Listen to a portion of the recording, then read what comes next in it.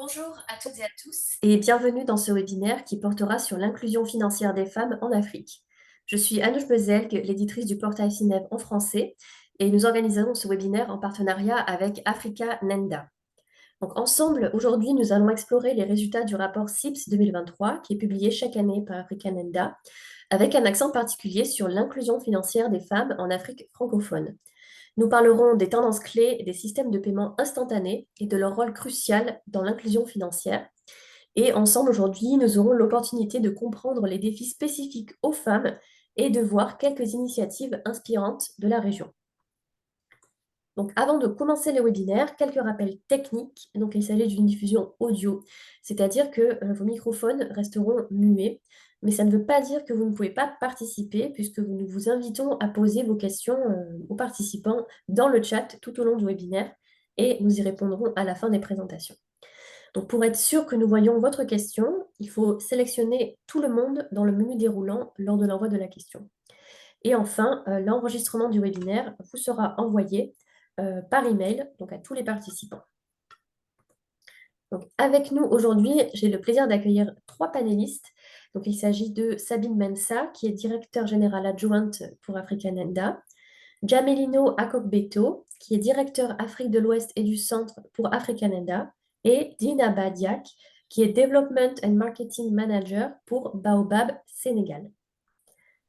Donc, concernant le déroulé de notre webinaire d'aujourd'hui, nos 3 intervenants, donc, ils échangeront pendant environ 45 minutes, puis nous terminerons ce webinaire par une session de questions et de réponses. Donc, je vais maintenant laisser la parole à notre premier panéliste. Donc, il s'agit de Jamelino Akogbeto. Donc, il va nous présenter les principaux résultats du rapport CIPS 2023. Donc, Jamelino, j'ai une première question pour vous. Quels sont les faits saillants du rapport CIPS 2023, en particulier en ce qui concerne les systèmes de paiement instantané en Afrique? Merci, Anouche. Je voudrais déjà remercier toute l'équipe et toi pour l'opportunité de ce webinaire. On va dire que grosso modo, le paysage des systèmes de paiement instantané a été peu modifié depuis 2022. À ce jour, comme vous pouvez le voir directement sur vos différents téléphones et ordinateurs, nous avons à peu près 29 systèmes de paiement instantanés nationaux qui sont établis dans 21 pays et 3 systèmes de paiement instantanés régionaux qui sont opérationnels. 3 nouveaux systèmes de paiement ont vu le jour l'année dernière. Il s'agit de EdSwitch en Éthiopie, de virement instantané au Maroc et de PayShap en Afrique du Sud.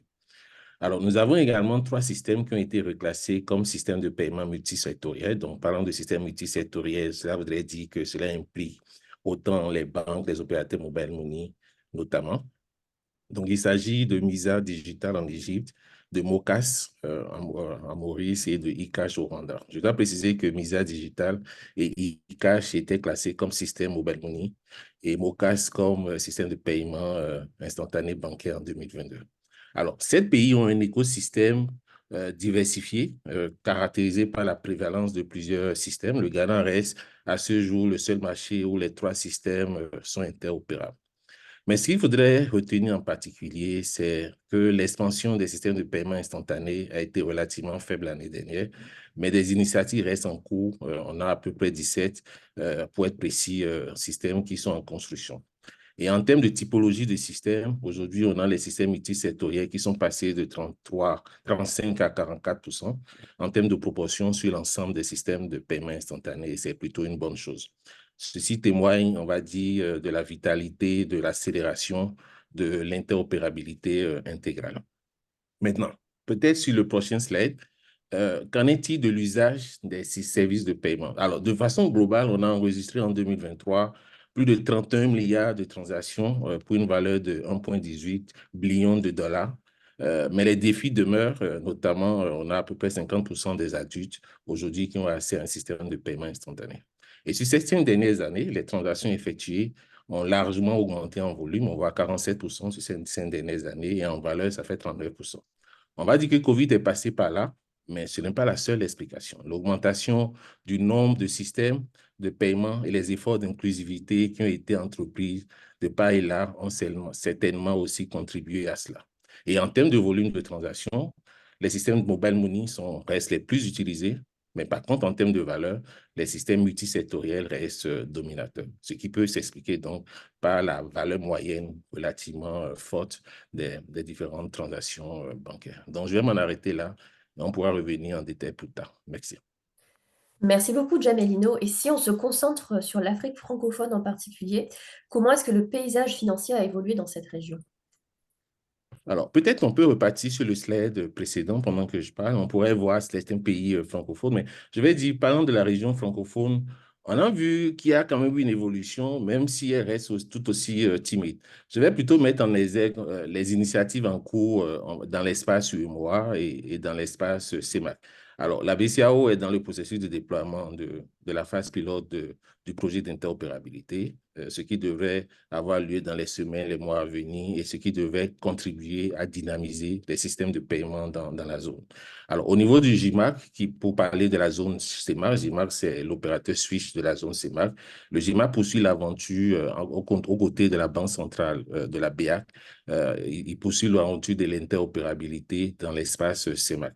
Alors, Africananda travaille aux côtés du GIMAC pour renforcer cette interopérabilité avec plus d'innovation, mais aussi s'assurer d'une meilleure adoption des services par les différents utilisateurs. En termes de conformité, pour parler un peu en termes d'inclusivité, si vous vous rappelez, on avait beaucoup insisté sur la classification, mais aussi la conformité avec les normes d'inclusivité. Je voudrais juste souligner que le GIMAC aujourd'hui, dans l'espace francophone, on va dire un bon élève.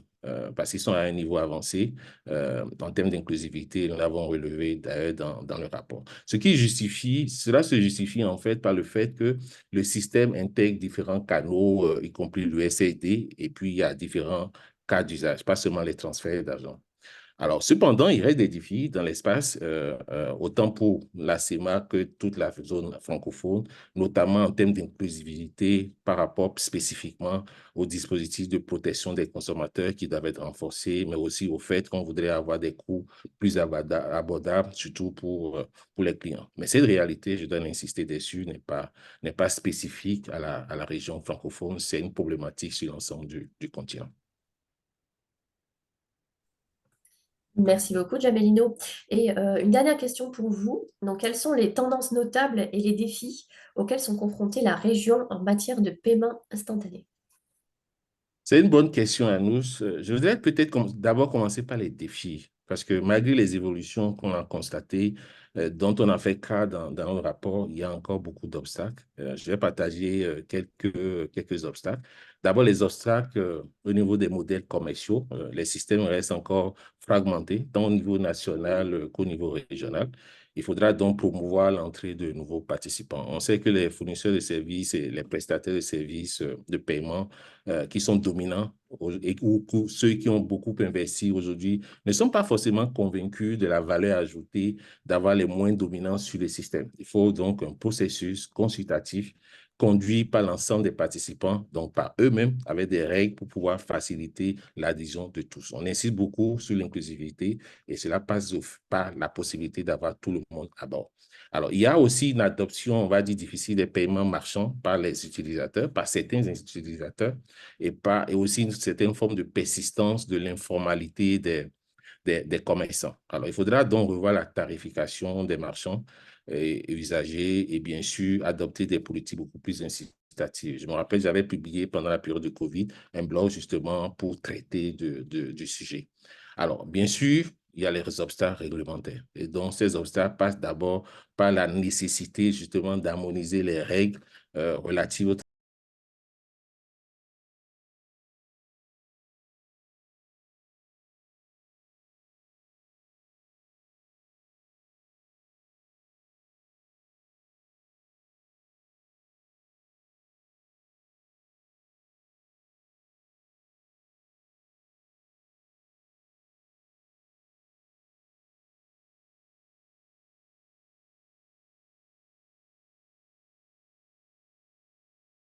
022 pour les échanges plus sécurisés justement dans les différentes transactions.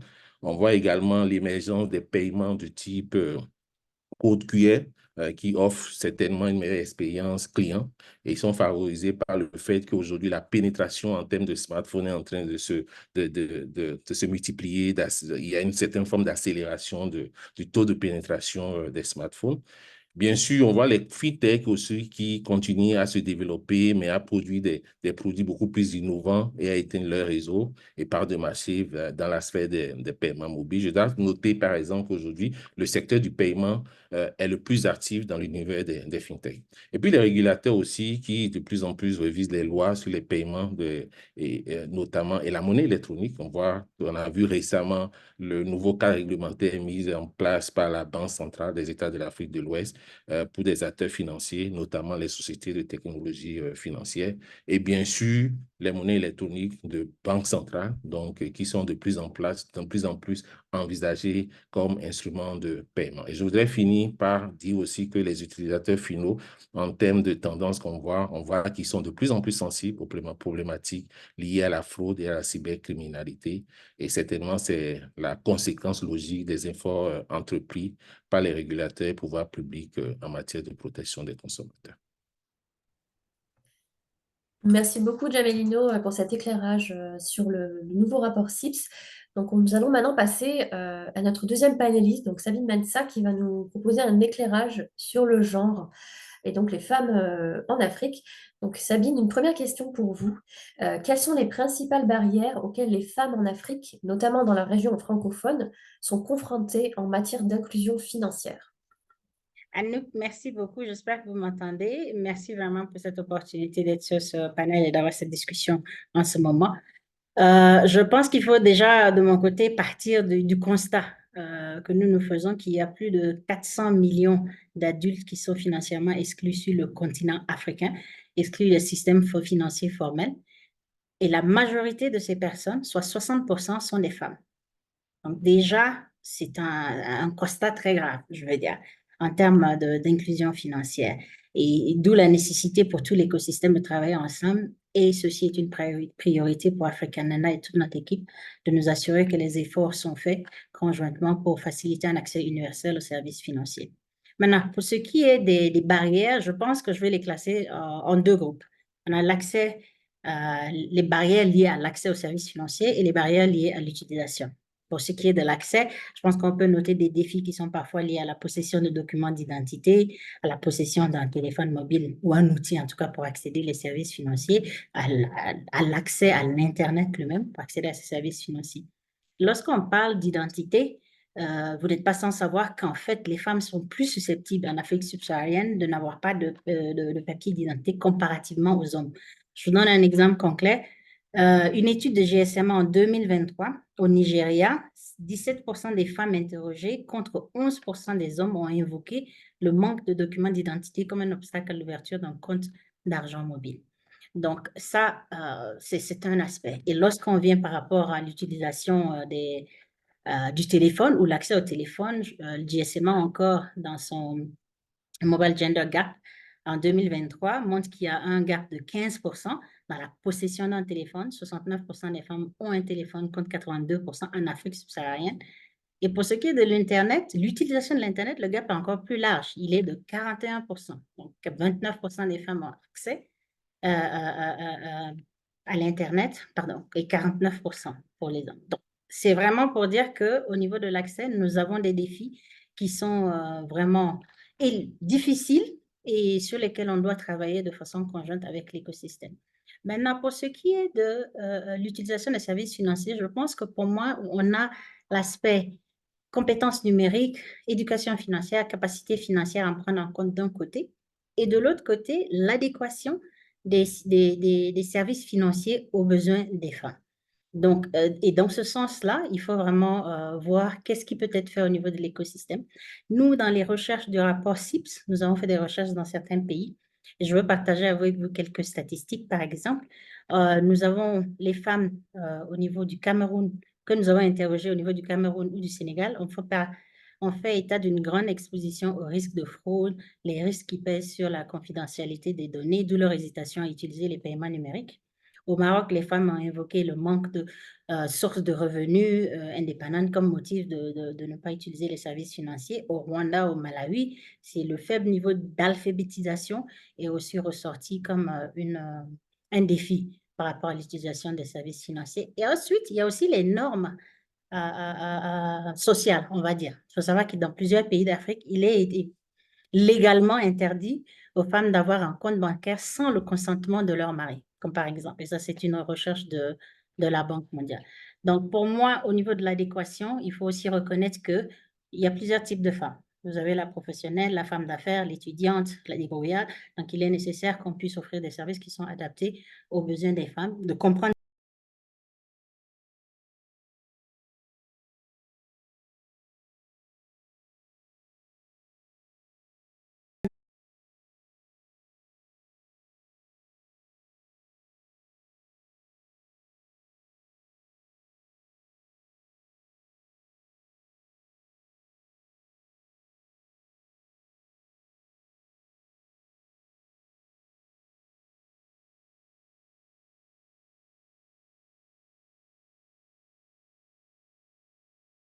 Je pense que je vais attaquer la question par rapport au type de barrière qu'on a vu. Pour ce qui est de l'accès, je crois que si vous me posez la question de dire aujourd'hui combien de femmes ont des comptes en Afrique francophone ou en Afrique de l'Ouest, je ne pourrais pas vous dire exactement. La difficulté étant que la plupart des banques centrales et des régulateurs dans la zone ne demandent pas ou ce n'est pas ne demandent pas aux fournisseurs de services de reporter leurs données désagrégées par sexe. Donc, il y a des données sur le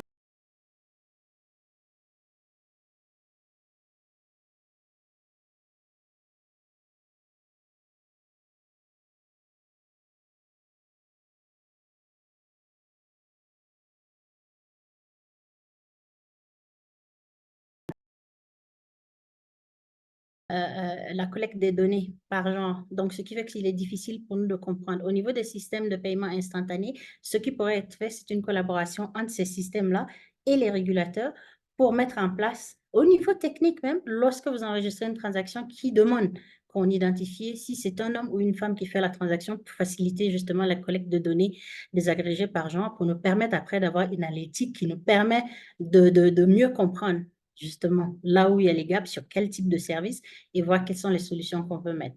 Je vais vous donner un exemple aujourd'hui qui est en Égypte. En Égypte, une circulaire en 2018 a demandé à ce que les banques communiquent des données désagrégées par sexe sur les PME, donc les PME détenues par femme ou par homme.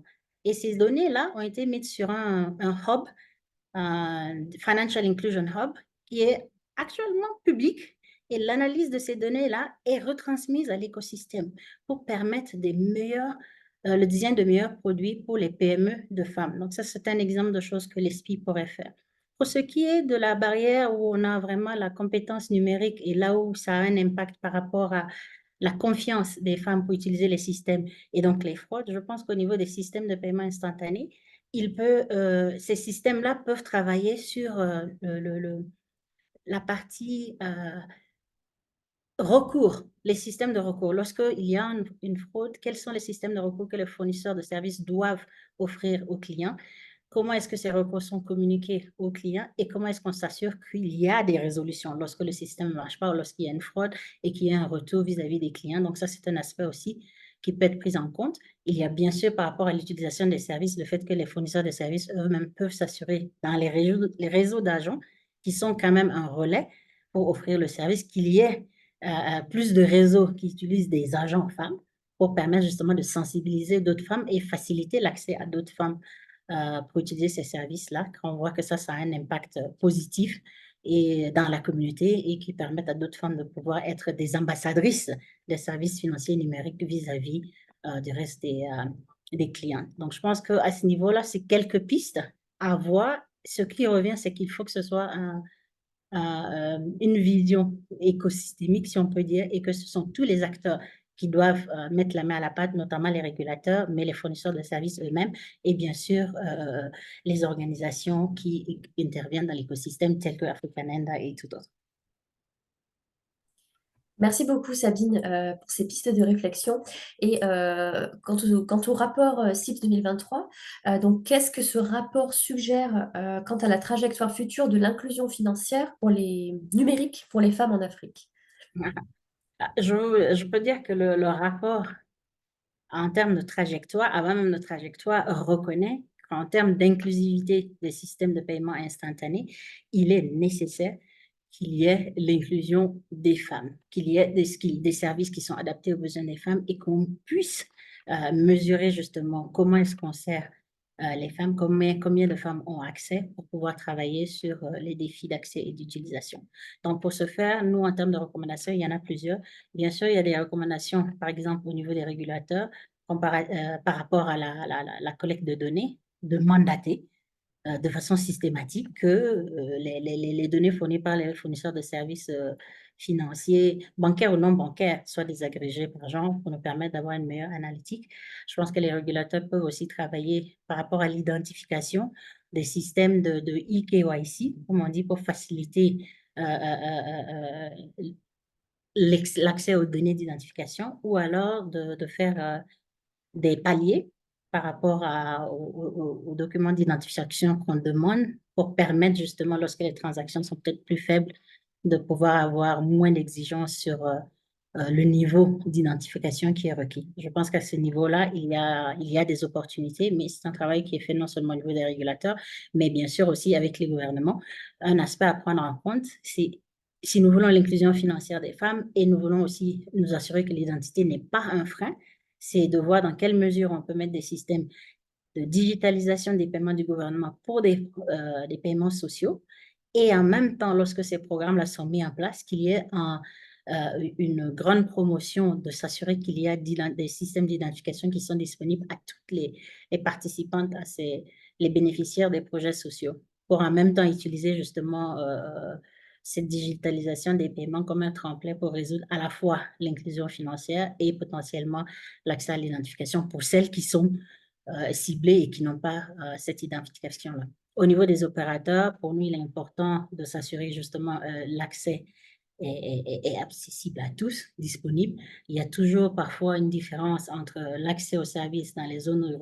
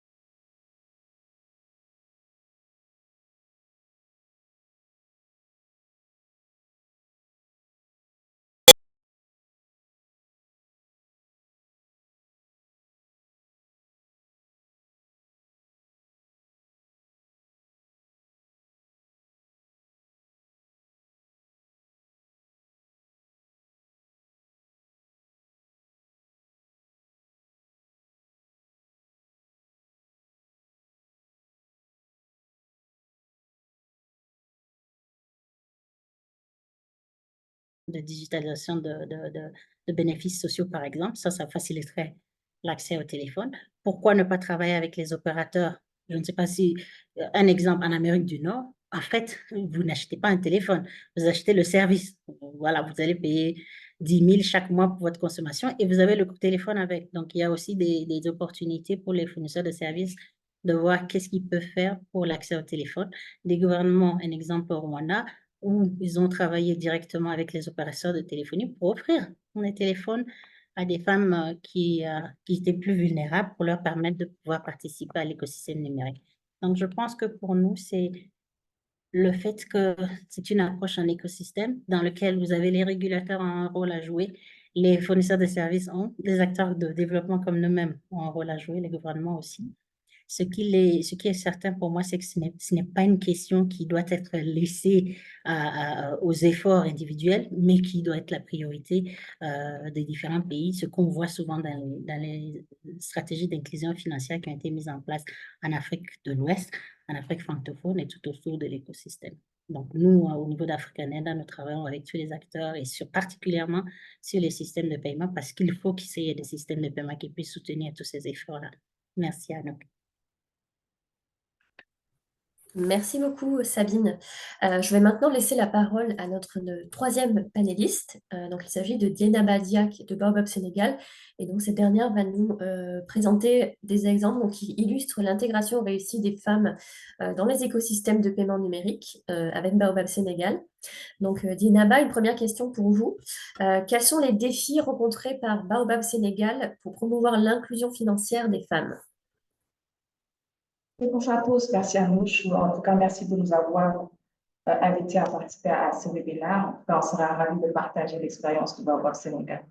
Donc, si tu permets juste pour un peu camper le débat, parler de Baobab Sénégal qui fait partie d'un groupe, donc du groupe Baobab qui est présent en France et on est présent dans 4 autres pays au niveau de l'Afrique de l'Ouest, notamment la Côte d'Ivoire, le Burkina, le Mali, en plus du Niger et aussi de la RDC.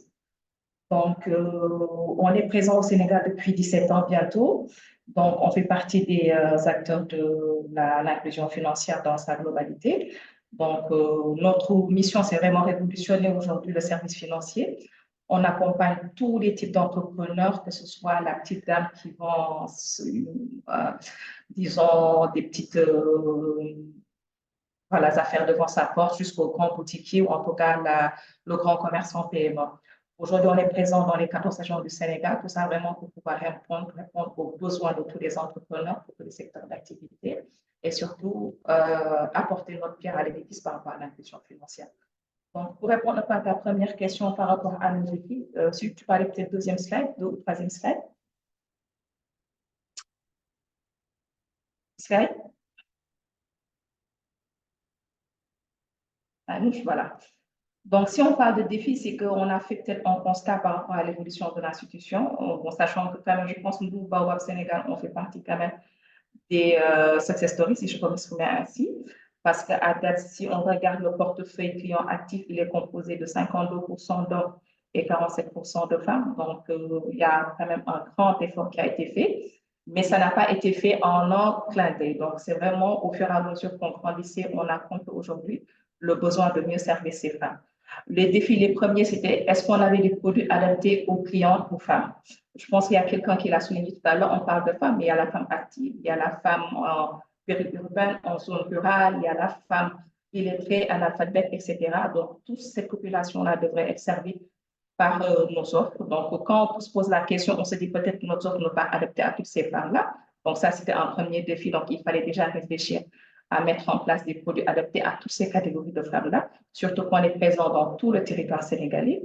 Deuxième faiblesse pour nous, c'est déjà, est-ce que ces femmes aujourd'hui ont cette compétence qu'on donne un peu plus aux hommes peut-être en termes de connaissances ou d'éducation financière, de compétences entrepreneuriales, etc.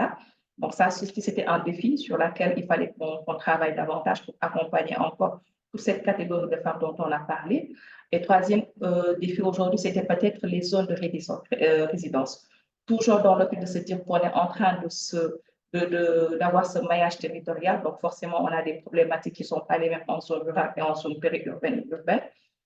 Donc, forcément, il faudrait qu'on puisse répondre à ce besoin-là de se dire, des fois, on est dans des régions où il y a beaucoup de villages qui polarisent ces régions. On a un pourcentage de clients femmes qui sont là-bas. Est-ce qu'aujourd'hui, notre façon de faire ou notre business model, notre façon de nous implémenter dans les régions, les villes, répondrait aux besoins de ces femmes-là?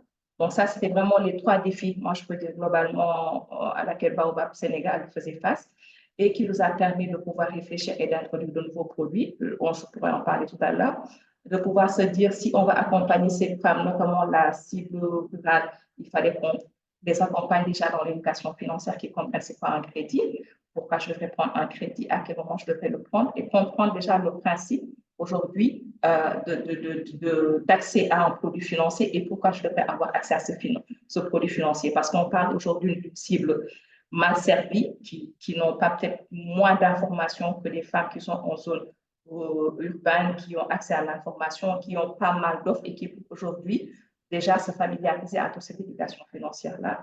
Et ensuite, pouvoir déjà les accompagner parce qu'on parle vraiment de peut-être des femmes qui sont dans des zones très éloignées, aujourd'hui qui ont des sources de revenus très minimes ou des activités très faibles encore. S'il faut à cela rajouter le transport, de déplacement pour pouvoir venir avoir l'accès, ne serait-ce qu'à l'information, c'était des problématiques à laquelle on faisait face. Il fallait déjà mettre en place des solutions aujourd'hui de canaux alternatifs. Donc, ça veut dire pour nous de mettre en place des réseaux de proximité et de mettre en place aussi des solutions de mobile money pour leur permettre justement de faire, de consommer déjà les produits financiers, mais de pouvoir, au fur et à mesure, pouvoir mieux s'intégrer justement dans cet écosystème-là financier. Voilà, si je réponds à ta question. Merci beaucoup donc, pour cette présentation des défis. Et donc, pour répondre à ces défis particuliers, est-ce qu'il y a des initiatives et des services spécifiques qui ont été conçus par Baobab Sénégal donc, pour ces femmes? En effet, un slide, si tu permets. Donc, une fois qu'on a déterminé ces défis, donc la première déjà, c'était pouvoir mettre en place un réseau de proximité. Je pense qu'on fait partie des premières, en tout cas IMF, à pouvoir réfléchir sur cet aspect de kiosque mini-agence. C'est des agences hybrides qui n'ont peut-être pas forcément besoin d'autant de personnel de staff. L'objectif aujourd'hui de pouvoir être au kilomètre près où on a cette cible-là.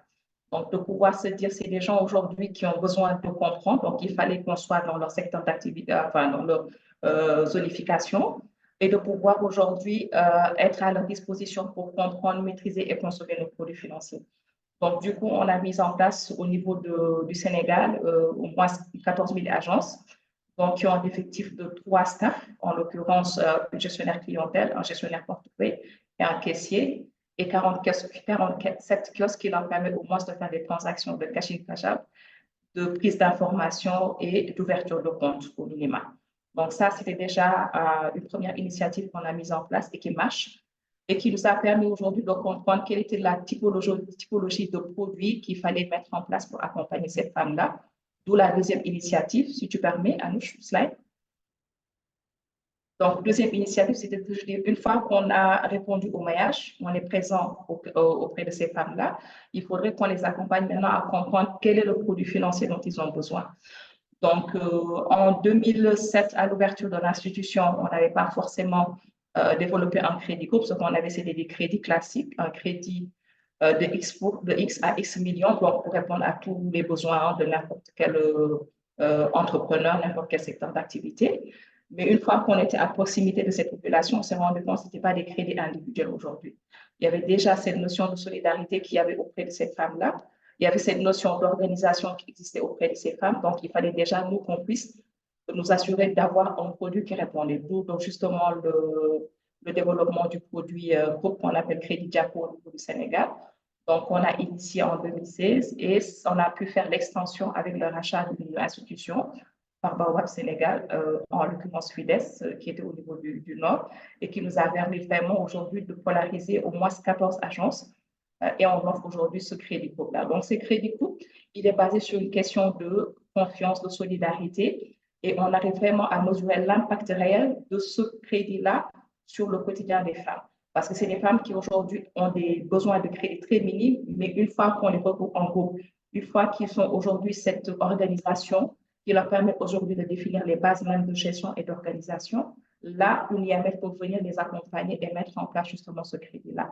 Ça, c'était un impact fort à lequel s'ajoute aujourd'hui l'accompagnement même sur de l'épargne. C'est des gens qui voulaient faire de l'épargne, qui n'arrivaient pas à le faire parce qu'il y avait toujours cette notion de sécurité et de pouvoir s'assurer d'avoir de l'épargne qui n'est pas volatile.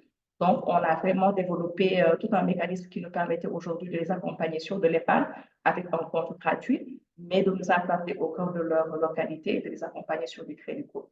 Donc, juste en termes de chiffres, par exemple, sur le crédit groupe, on a, pour un portefeuille de 3 milliards à date, on a quasi 98% de femmes et seulement 2% d'hommes. Donc, pour cette offre-là de produits groupe.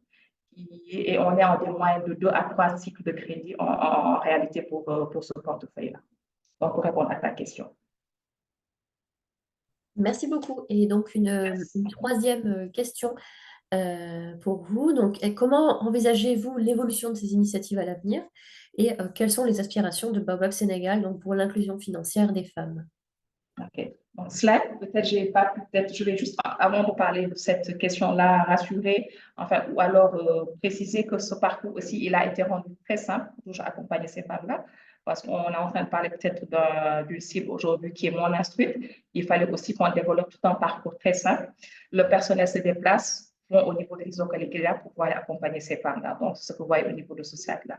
Donc, pour répondre à ta question, Anouche, slide, si tu permets, aujourd'hui, en termes de perspective, Faut savoir que Baobab Sénégal a beaucoup développé des partenariats avec beaucoup de partenaires techniques et financiers, beaucoup d'ONG qui lui permettent aujourd'hui d'avoir beaucoup d'expérience en termes de pilote sur beaucoup de sujets liés aujourd'hui à l'inclusion financière des femmes. Dans les années à venir, mois à venir, on espère étendre déjà notre réseau de proximité, en l'occurrence les kiosques et mini-agences, aussi bien en zone périurbaine que zone rurale, toujours dans cette dynamique de nous approcher encore plus de nos cibles. Donc, le crédit coupe, il sera mis à l'échelle au niveau de tout le territoire, donc toujours pouvoir répondre à des problématiques ou des besoins spécifiques des femmes sur beaucoup de secteurs d'activité, que ce soit l'agriculture, que ce soit la transformation des produits agricoles, que ce soit sur d'autres secteurs d'activité qui sont spécifiques aux différentes régions ou zones du Sénégal. En plus de ça, on y tient, c'est le renforcement du service non financier, en l'occurrence l'éducation financière à l'assurance. Sachant que déjà dans le parcours classique d'un client à Baobab Sénégal, l'inclusion d'éducation financière, elle est réelle dès les premiers pas en agence, à travers les conseillers clientèles qui prennent le temps d'expliquer quel est le principe même du crédit, quel est le parcours du crédit, parce qu'on a un dispositif de service qualité qui nous permet de suivre aujourd'hui le niveau de satisfaction client. En plus de ça, ce qu'on appelle les agents de crédit, les gestionnaires portefeuille sont tenus d'accompagner les clients parce que c'est un peu leur avocat, disons, donc pour accompagner tous les types de clients à comprendre avant de consommer les services financiers. À cela s'ajoutent aujourd'hui des dispositifs qu'on a en place. On a au moins quatre modules d'éducation financière sur le crédit, 4 modules d'éducation financière sur l'épargne.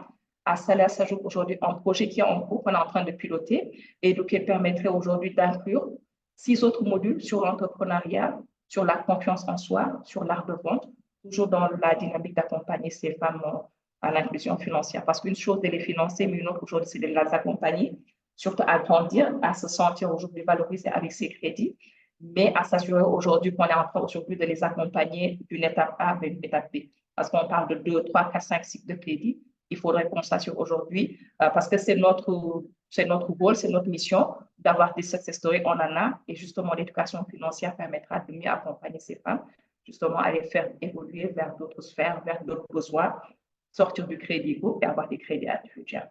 Voilà ce que j'avais à dire en termes de perspective. Merci beaucoup. Et j'ai maintenant une question commune donc, pour nos 3 panélistes. Donc, si vous voulez bien, vous pouvez y répondre chacun votre tour, en commençant par Jamelino, Sabine, puis Dinaba. Donc, comment est-ce que les parties prenantes peuvent-elles travailler ensemble pour continuer à améliorer l'inclusion spécifique au genre grâce au système de paiement instantané? Donc, Jamelino, c'est à toi. Oui, je pense que la question de la collaboration, c'est une question importante. Je pense qu'elle devrait être structurée, on va dire, autour de 3 mots-clés. Harmonisation, synergie et partage d'informations. Les organisations multilatérales peuvent également exercer une certaine influence sur les politiques appliquées dans différents pays. Je peux donner quelques exemples. En 2020, on a vu le groupe des 7, le G7, lancer un partenariat pour l'inclusion financière numérique des femmes en Afrique. Et cela réunissait un certain nombre d'institutions qui devaient se concentrer sur la mise en place de systèmes financiers numériques inclusifs pour les hommes comme pour les femmes, et système qui devrait notamment être durable et responsable. On a aussi l'Alliance pour l'inclusion financière, l'AFI, qui a également mis en place des groupes de travail pour intégrer la dimension de genre dans les différentes politiques. Pour ma part, je pense qu'il faudra juste harmoniser ces différentes initiatives et travailler pour plus de synergie et plus d'impact. Après, on en parlait tantôt, il y a certaines problématiques, notamment celles qui sont relatives aux données sur le genre. Je pense que cette problématique est toujours aussi cruciale et qu'il faudra y travailler résolument, autant en insistant aujourd'hui les prestataires de services financiers pour la collecte et la structuration des données, mais aussi en mettant en place des outils pour les aider dans la ventilation. Et je crois que ça, c'est aussi un travail d'ensemble qui devrait demander une collaboration au niveau des différentes parties prenantes. Alors, j'insiste vraiment sur cette réalité des données parce qu'on sait que ça va être fondamental pour favoriser l'inclusion financière des femmes et aussi promouvoir une certaine forme d'autonomie. Ensuite, l'autre chose que je vois en termes d'action aujourd'hui, c'est vraiment la collaboration et la promotion des initiatives en termes de déploiement de réseaux d'agents femmes notamment. Il faut vraiment travailler dans ce sens pour qu'on ait plus de réseaux orientés vers le genre, parce qu'en réalité, cela permet d'accroître l'utilisation des paiements instantanés pour les femmes et pas ricocher.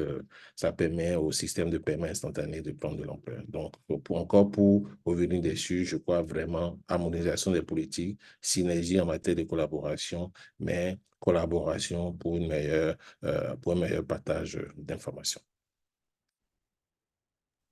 Merci, Jamelino. Donc, on peut peut-être passer à Sabine. Merci beaucoup, Jameline. Musique à mes oreilles, tout ce que tu disais. Moi, pour ma part, je pense aussi qu'il y a trois aspects ou trois angles à voir. Et vraiment, les rails qui connectent ces trois angles-là, c'est la collaboration de l'écosystème avec l'ambition de pouvoir offrir un accès universel aux services financiers pour toutes les Africaines et les Africains d'ici 2030.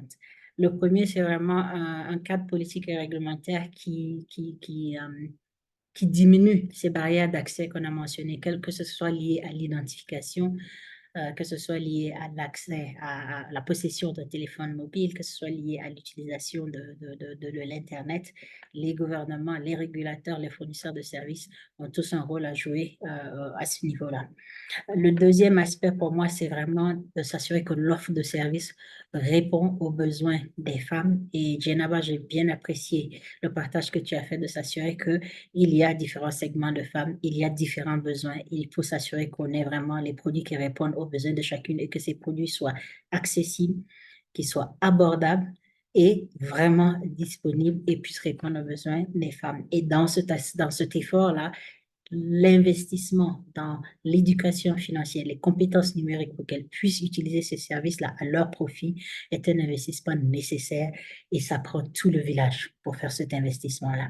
Et la troisième partie pour moi, c'est que lorsqu'on met en phase l'écosystème, que le cadre réglementaire est là, que les offres de services sont là, il faut vraiment qu'il y ait aussi un système de paiement instantané inclusif national qui facilite l'interopérabilité des services qui sont offerts pour que justement chaque femme n'ait pas à avoir encore.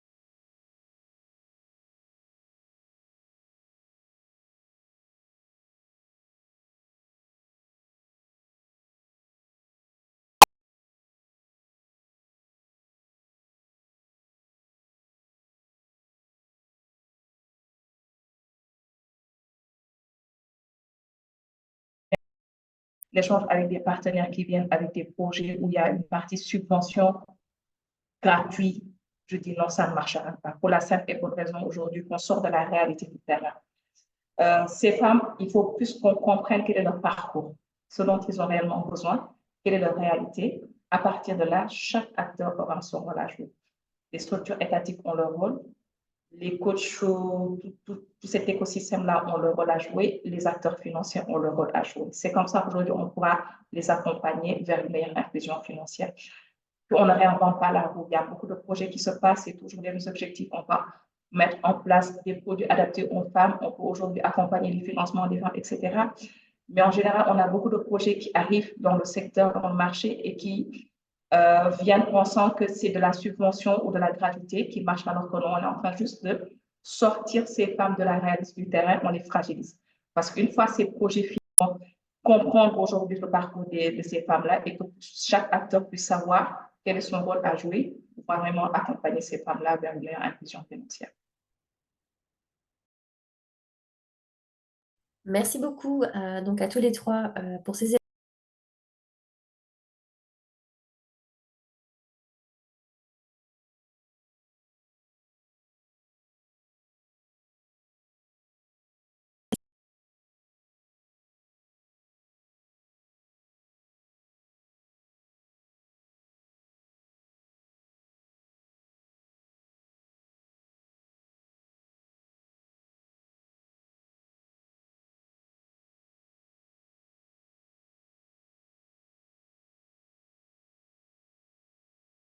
des services numériques que vous offrez sur le marché et qu'il y a des contraintes par rapport à son utilisation, rapprochez-vous de la femme, investissez sur l'éducation financière, comme on l'a dit, mais moi, je dirais avant même d'aller là, investissez, comprenez par rapport aux services, aux produits que vous offrez, quelles sont les attentes, est-ce que ça répond aux attentes, est-ce qu'il y a des difficultés d'utilisation, de compréhension, d'adaptabilité, et sur la base de ces recherches-là, de pouvoir investir donc sur des programmes de sensibilisation, d'éducation financière, d'éducation numérique pour que les femmes puissent utiliser ces services-là. Je pense que ça, c'est un aspect peut-être à prendre en considération.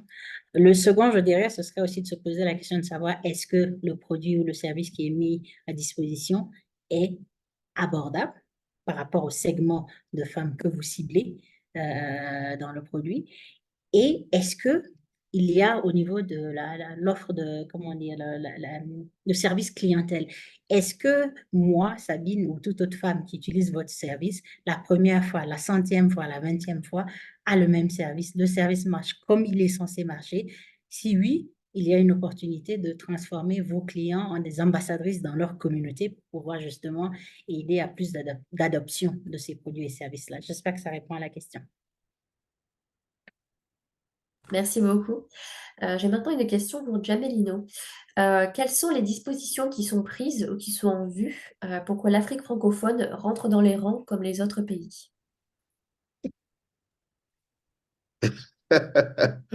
Non, je pense que l'Afrique francophone est définitivement dans les rangs. On a partagé les chiffres, on a vu l'évolution de l'état des systèmes de paiement en Afrique.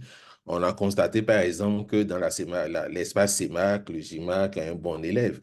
On a vu toutes les initiatives qu'ils ont prises en matière d'inclusivité de leur système, mais aussi quand on regarde les statistiques aujourd'hui, on voit que c'est un bel exemple de réussite en termes d'intégration régionale par rapport par rapport aux transactions qui sont effectuées. On voit une belle progression. Je suis d'accord que par rapport à l'Afrique de l'Est, il y a encore un certain gap, mais l'Afrique francophone est en train de travailler. Même quand on prend l'exemple de la zone UEMOA au niveau de l'Afrique de l'Ouest, on voit la Banque centrale qui s'apprête à mettre en place son système de paiement qui va regrouper dans 8 pays. Donc, je vais dire que non, nous ne sommes pas au niveau de l'Afrique francophone totalement à la ramasse. Nous sommes en train de progresser. C'est important de reconnaître et d'apprécier les efforts qui sont entrepris de part et d'autre, que ce soit par les acteurs publics, les régulateurs, mais aussi les différents prestataires de services de paiement qui sont en train de créer une vraie dynamique en matière d'adoption du paiement dans la zone francophone. Merci pour ce rappel. Donc, j'ai maintenant une question pour Dinaba concernant l'éducation financière. Donc, par quel canal est-ce elle se déroule et est-ce qu'elle est assurée en langue locale? Oui, en langue locale déjà. Et on arrive vraiment à faire une spécificité même sur le projet à venir, à s'assurer de répondre aux différentes langues, les langues au niveau des régions, pour s'assurer de toucher la cible.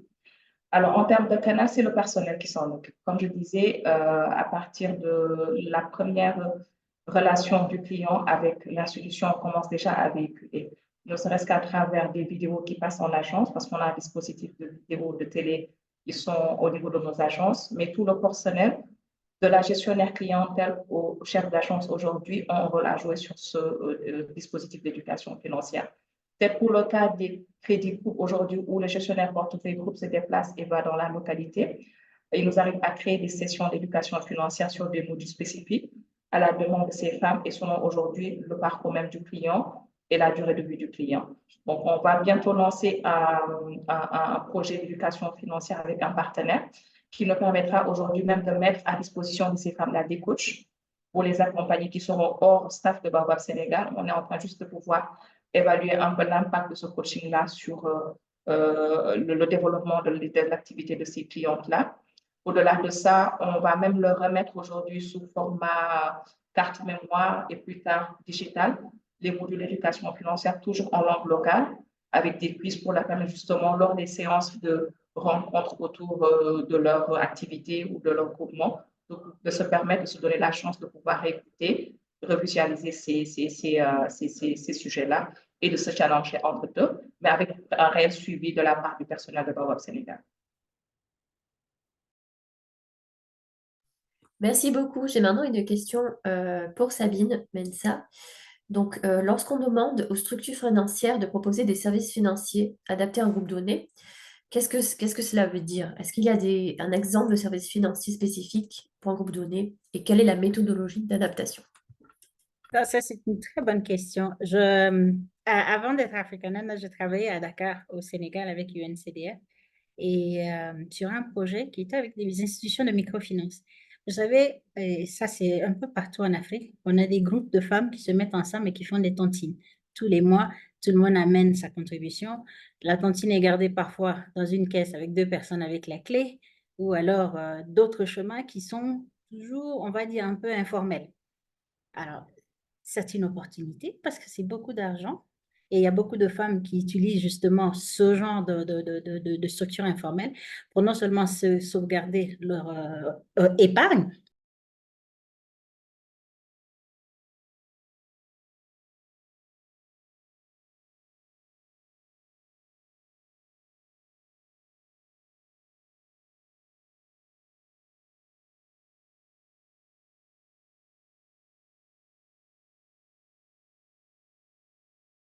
les collectes, la cagnotte du groupe sur un compte et sur la base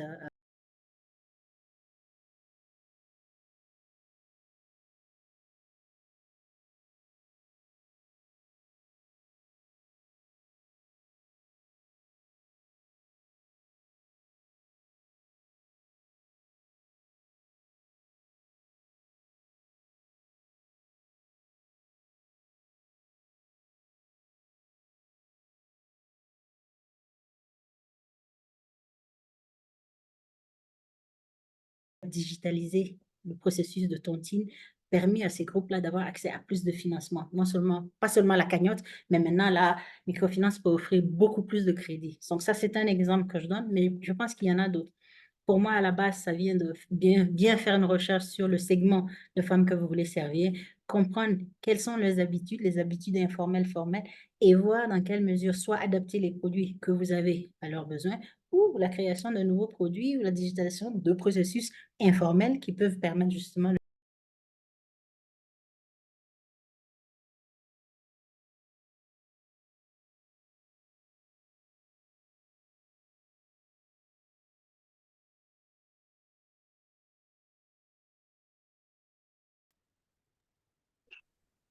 Je n'ai pas trop répondre aux questions purement financières parce que moi, je suis plus au niveau du développement et de l'accompagnement des clients.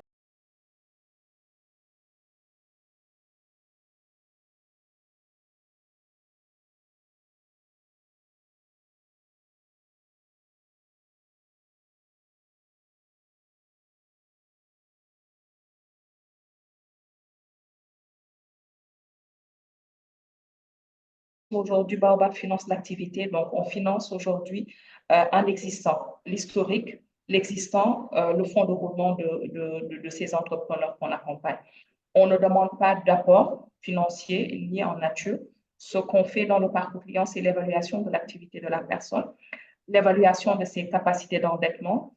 Et cette discussion se tient entre le gestionnaire portefeuille et le client pour arriver à estimer le besoin réel en termes de coût d'investissement ou de fonds de roulement qui lui permettrait aujourd'hui d'estimer quelle est sa capacité d'endettement, sa capacité de payer des échéances mensuelles pour X mois. Donc, c'est comme ça que ça se passe sur le parcours client. Il n'y a pas de caution ou de garantie à donner. Surtout pour le crédit groupe, aujourd'hui, il y a cette question de caution solidaire. Il y a déjà de l'épargne qui se fait qui, des fois, même la permettrait de couvrir, en tout cas, le coût du crédit. Donc, on est vraiment, disons, à l'abri, en tout cas, pour le crédit groupe, en réalité.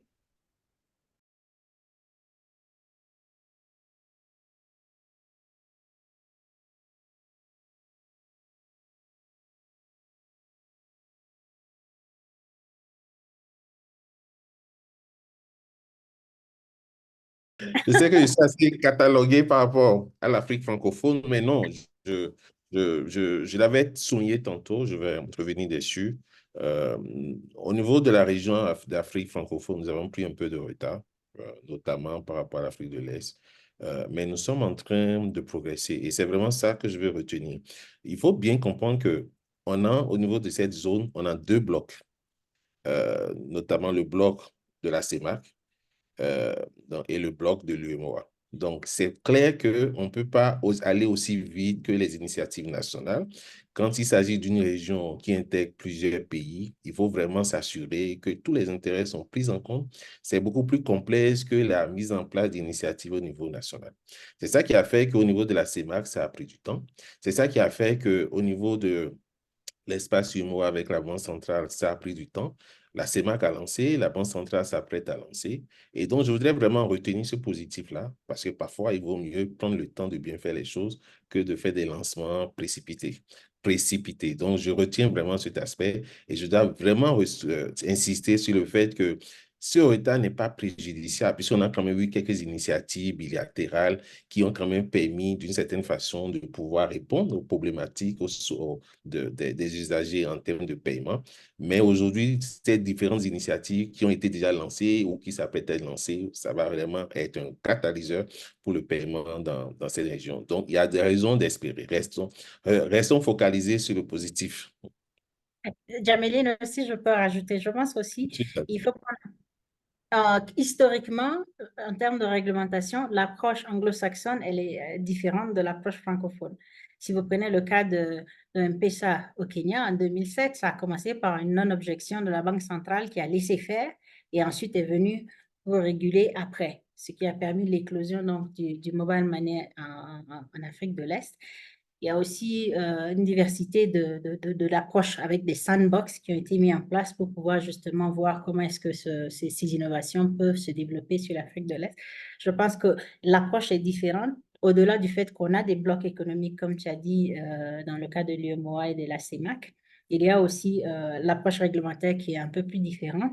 Donc, je pense, et qui n'est pas forcément mauvaise, parce que pour nous, je pense qu'aujourd'hui, on a eu beaucoup d'opportunités d'apprendre des leçons de l'Afrique de l'Est par rapport justement aux innovations numériques. Si on prend le cas du crédit digital, vous prenez le Kenya, c'est vrai que c'était une belle innovation au début, mais il y a aussi eu beaucoup de difficultés par rapport à des personnes qui ont été blacklistées pour des crédits de 1000 francs.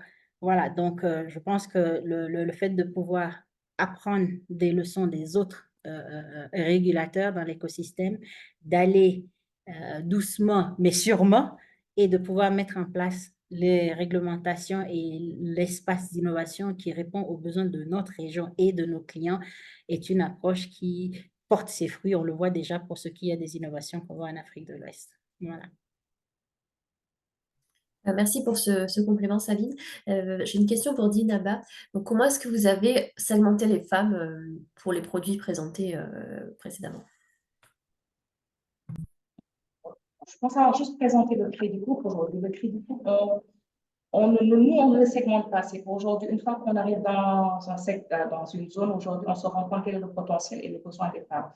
Autant de façon peut-être naturelle en zone rurale, urbaine, du moins, on aura plus de clients individuels qui viennent taper à la porte de nos agences pour consommer un produit financier.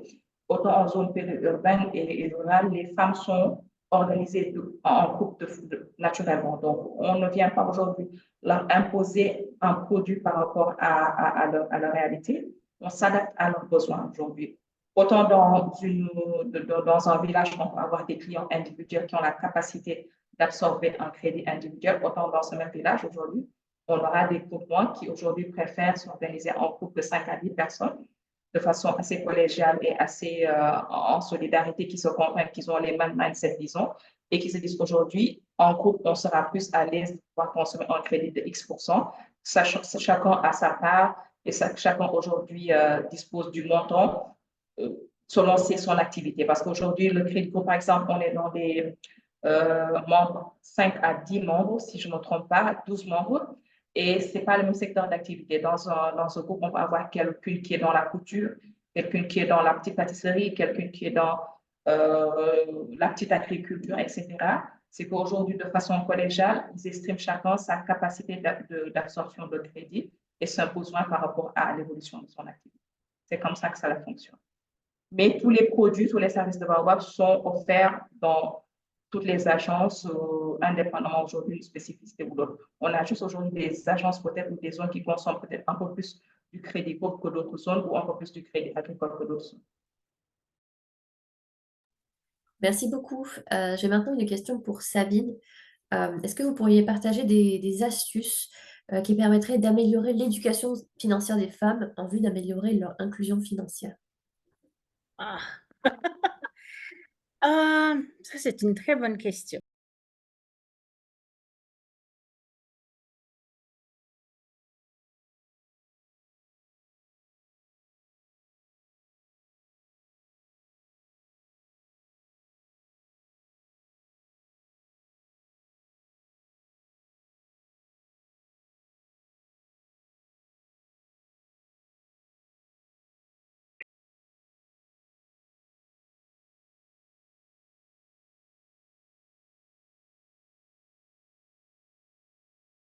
Les modules audio qui expliquent les bases de l'éducation financière. Voilà comment est-ce qu'on peut faire garder son épargne. Voilà comment est-ce qu'on peut faire son budget. Voilà comment ceci en langue nationale. Donc, c'est vraiment adapté. J'ai pas, voilà, je comprends et ça me parle dans mon langage.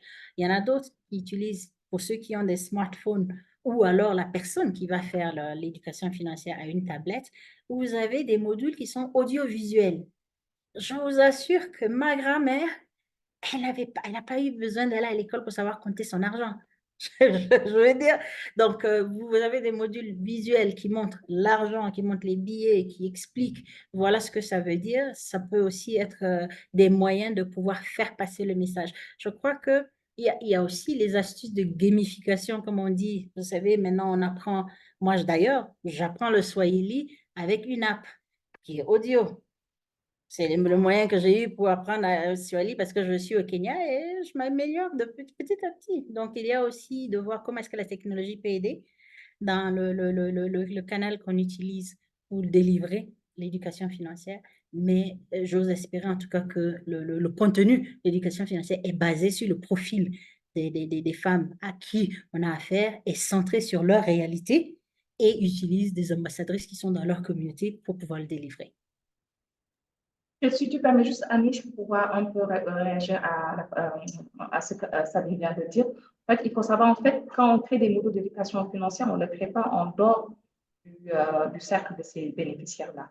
Pour le cas de Baobab Sénégal, il faut faire beaucoup de focus group d'entretien pour déjà comprendre la réalité et le besoin de ces femmes-là. Parce qu'une chose, c'est de se dire, nous, en tant que financiers, on va juste mettre en place un module d'éducation financière qui parle, par exemple, du parcours crédit, alors que la réalité est autre et le besoin est autre. Il faut toujours aller vers la cible, comprendre leurs besoins, comprendre aujourd'hui leurs problématiques et leurs réalités, et à partir de là, construire ensemble ces modules d'éducation financière.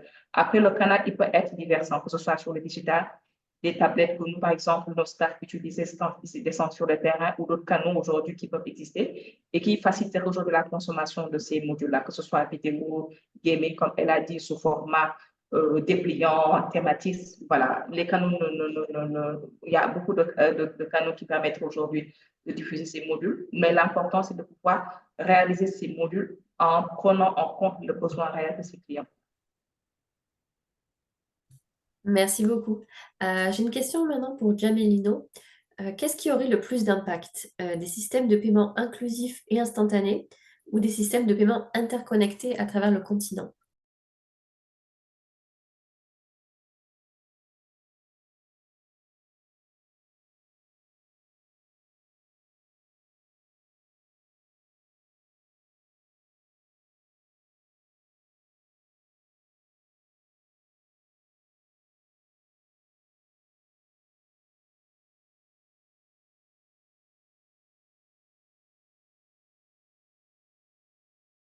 Dans notre rapport sur l'état des systèmes de paiement, quand on parle d'inclusivité, comment on la voit? On la voit bien sûr par rapport à la participation de tous les acteurs, prestataires de services de paiement, mais aussi par rapport au fait que ce système permet à l'ensemble des usagers, donc même les segments vulnérables, de pouvoir effectuer des transactions de paiement à des coûts bien évidemment abordables.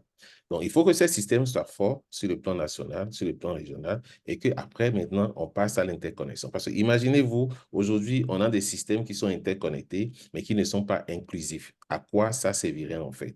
La bataille d'Africa Nanda, c'est bien sûr en termes de défis, de pouvoir travailler par rapport à la résolution de ces défis, d'accompagner les différents acteurs, les protagonistes, ça, les banques centrales et les autres régulateurs, les États, notamment les communautés économiques régionales, à bien sûr s'assurer que les systèmes de paiement, la question d'instantanéité est plus ou moins réglée aujourd'hui, mais il faut que les systèmes de paiement qui existent soient réellement inclusifs. Et que maintenant, après, parce qu'on sait maintenant qu'on a suffisamment d'usagers, qu'on puisse maintenant prioriser l'interconnexion de ces systèmes pour que depuis l'Afrique de l'Est, je puisse être en mesure d'envoyer de l'argent en Afrique de l'Ouest, que depuis l'Afrique du Nord, je puisse recevoir, je reçois de l'argent au niveau de l'Afrique australe. Travaillons à solidifier les systèmes qui existent et après, on verra justement à l'interconnexion de ces systèmes sur l'ensemble du continent. Pourquoi ne pas rêver à avoir un système de paiement global qui, d'ailleurs, il y a des initiatives qui vont déjà dans ce sens, qui interconnecterait l'ensemble des pays d'Afrique et qui permettrait aux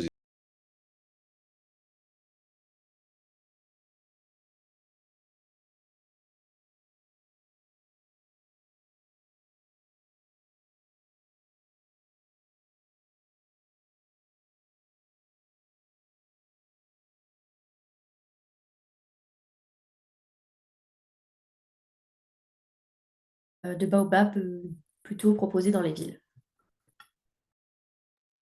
Tu peux la question, s'il te plaît. On parle aujourd'hui des canaux de distribution ou de produits en tant que tels? Parce que dans La question porte sur les produits en tant que tels. les produits. Alors, c'est tous les produits que j'ai dit tout à l'heure. On n'a vraiment pas de spécificité par zone. Maintenant, dans la question, j'entends aussi cette question de canaux alternatifs. Aujourd'hui, nous, on est, je pense, assez digital au niveau au Sénégal. On a déjà une application qui existe depuis 2 ans qui permet aux clients de pouvoir faire tout ce qui est cash-in, cash-out, décaissement de crédit, épargne, consultation, etc. À cela s'ajoute notre intégration avec les EMO, tous les EMO du Sénégal, Orange, Wave. En plus de ça, toujours pour répondre à la problématique des besoins par typologie de clients, notamment les femmes, on a même lancé l'USSD qui permettrait aujourd'hui à toutes ces femmes-là, peut-être qui n'ont pas accès à la connexion, de pouvoir toujours faire les mêmes services aujourd'hui. On met vraiment le digital, en tout cas le mobile money dans le cœur de nos activités. Ça fait même partie d'une stratégie au niveau. On ambitionne aujourd'hui de pouvoir réduire le temps de présence en agence et de faire sortir le maximum de transactions hors agence. À date, aujourd'hui, on a quasi 50% de nos transactions financières. Je parle de tout le réseau qui se passe hors agence. Donc, c'est pour dire que vraiment, nous, au niveau du Sénégal, on est peut-être dans un écosystème où déjà les gens sont très familiarisés avec ce qui est mobile money, que ce soit en zone urbaine, rurale, ce qui nous permet aujourd'hui facilement de permettre à ces femmes-là de pouvoir faire aussi bien du banque to wallet via ces canaux digitaux que du wallet to bank.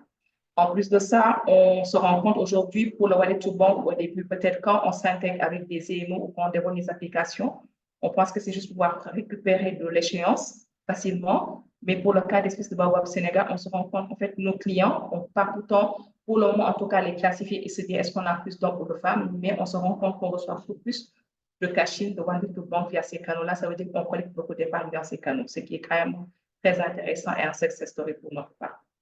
Donc, on développe tous les produits, on offre tous les produits verts au niveau de toutes nos agences. Et en termes de digital, on répond vraiment aux problématiques. On essaie vraiment de diversifier nos canaux alternatifs, toujours pour répondre aux besoins de ces femmes-là et réduire le temps de trajet et le temps de présence au niveau de nos agences-là. Merci beaucoup. J'ai une question maintenant pour Sabine et Jamelino. Qu'est-ce qui est fait ou envisagé par les gouvernements, les régulateurs ou les banques centrales pour la désagrégation des données par sexe? Alors là, ça c'est une très bonne question. Il y a des banques centrales qui ont commencé à demander que les reporting des fournisseurs de services financiers soient désagrégés par genre. Je pense que j'avais mentionné plutôt l'exemple de l'Égypte et qui utilise ça justement pour en faire un portail de données disponible au public et qui partage les analytiques. Notre ambition à nous, c'est vraiment de continuer le plaidoyer avec les différents régulateurs, les organismes de statistiques et les fournisseurs de services financiers, bancaires et non bancaires eux-mêmes, parce que ce n'est qu'un... Vous avez, il y a un adage qui dit, on ne peut améliorer que ce qu'on mesure. Si on ne sait pas où on en est aujourd'hui, comment est-ce qu'on saurait si on a vraiment amélioré quelque chose? Donc, vraiment, c'est un appel que nous faisons au niveau d'African End à toutes les parties prenantes.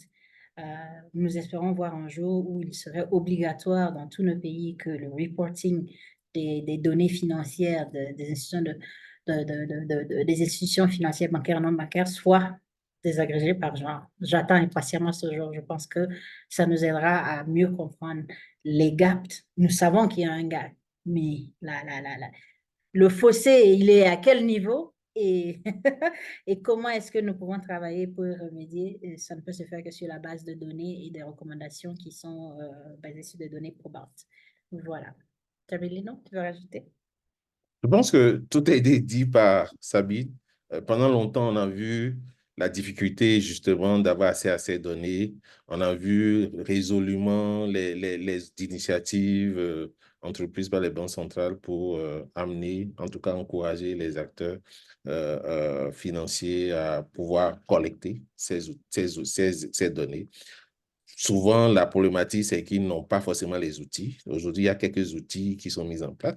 J'ai vu d'ailleurs Corinne du SIGAP partager dans le chat justement une recherche des outils aujourd'hui du SIGAP en matière de données désagrégées par genre. Donc, on voit quand même qu'il y a de plus en plus d'initiatives aujourd'hui pour pouvoir accompagner les acteurs. On peut maintenant que espérer que ces outils soient réellement mis en œuvre et que le fait de pouvoir recueillir ces données nous permet de voir plus clair dans la situation des femmes, parce qu'il y a beaucoup de choses que nous disons par rapport aux femmes qui n'est que le fruit des hypothèses. Il faut vraiment étayer ça par les données. Et je pense que les conditions aujourd'hui sont plus ou moins réunies pour cela. Je veux rajouter qu'il y a quand même un mouvement de l'avant parce qu'il y a de plus en plus de pays qui ont des stratégies d'inclusion financière. Je pense que ça, c'était une recherche de la Banque mondiale, je crois, où il y avait, en tout cas en Afrique subsaharienne, en 2022, 20 pays qui avaient déjà leur stratégie d'inclusion financière dans lesquelles il y avait des objectifs pour l'inclusion financière des femmes. Et en général, dans ces stratégies-là, ce sont des objectifs chiffrés. Donc, éventuellement, il va falloir pouvoir mesurer pour pouvoir voir par rapport à la stratégie ce qui a déjà été fait. Par contre, je veux ramener cette question aux opérateurs de systèmes de paiement instantané, parce que la plateforme technique aussi peut nous permettre de faire ça. Je pense qu'il y a de plus en plus de discussions où il y a une transition, migration des systèmes de paiement instantané vers des systèmes de messaging ISO 222, je vais dire ça, ou 20022, qui permettent d'avoir beaucoup plus de latitude, de pouvoir intégrer différents schémas, je veux dire, dans le message. Donc, il serait bien, si toutes les plateformes sont sur ce standard-là, et s'il y a une volonté des acteurs de mettre en place un standard qui demande à l'initiation des transactions le genre, le sexe du client, ça peut faciliter déjà la collection directement au niveau transactionnel et de pouvoir faire un reporting qui revient à ce niveau-là. Donc, nous, en tout cas, on continue notre plaidoyer dans ce sens parce que nous pensons qu'on ne peut améliorer que ce qu'on mesure. Merci beaucoup. Et j'ai une dernière question avant qu'on termine le webinaire donc à l'équipe Africanenda. Donc, comme présenté, le rapport CIPS propose des pistes et des stratégies pour l'inclusion des femmes. Comment est-ce que ces pistes peuvent être mises en œuvre?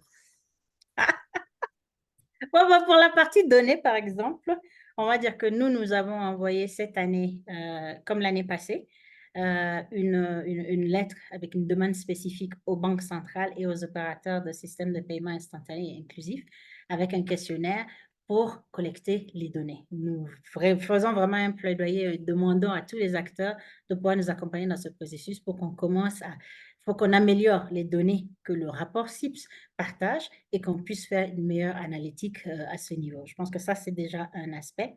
Le second aspect, qui est de s'assurer de l'inclusivité des systèmes de paiement instantané qui sont sur la place. Nous avons mis, en tout cas, à disposition un outil d'évaluation du spectre d'inclusivité que nous utilisons maintenant pour faire l'évaluation des différents systèmes. Et à la suite de cette évaluation, nous proposons aux opérateurs de systèmes de travail avec eux sur là où il y a des lacunes pour pouvoir améliorer l'inclusivité. Donc, on a des partenariats pour pouvoir travailler dans ce sens-là et nous espérons que l'assistance technique que nous mettons à disposition, le renforcement de capacités que nous mettons à disposition des acteurs va aider à réaliser cette vision d'inclusivité des systèmes de paiement instantané en Afrique. Jamelino? Oui, et je dois juste peut-être excuser l'anglicisme.